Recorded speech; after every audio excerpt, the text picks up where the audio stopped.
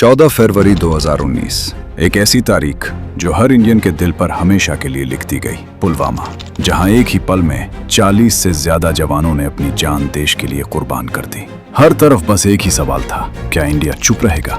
दिल्ली के अंदर बंद दरवाजों के पीछे एक फैसला लिया जा रहा था। यह फैसला सिर्फ एक एक्शन का नहीं था, यह फैसला था एक जवाब देने का। इंटेलिजेंस रिपोर्ट्स ने एक जगह पर फोकस किया, बालाकोट, एक ऐसा लोकेशन जहां ट्रेनिंग कैंप्स चल रहे थे और जहां से कल के हमलों की तैयारी हो रही थी।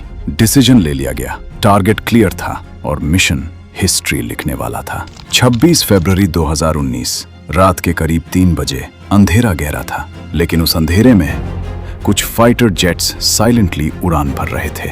इंडियन एयरफोर्स के मिराज 2000 जेट्स एक सीक्रेट मिशन पर निकल चुके थे।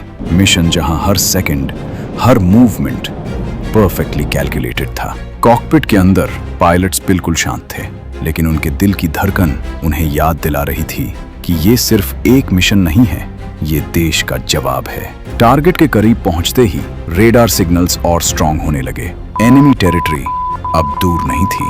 ग्राउंड कंट्रोल से एक काम आवाज आई, you are clear, proceed. Balakot अब सामने था, टारगेट आइडेंटिफाई हो चुका था और फिर वो मोमेंट आया। बॉम्ब्स रिलीज किए गए और सिर्फ कुछ सेकंड्स बाद रात की खामोशी एक जबरदस्त धमाके से टूट गई। एक्सप्लोजन इतना पावरफुल था कि उसने सिर्फ स्ट्रक्चर्स नहीं, एक पूरी सोच को हिला दिया। टारगेट डिस्ट्रॉय हो चुका था। मिशन कंप्लीट होते ही जेट्स ने वापस की तरफ रुख किया।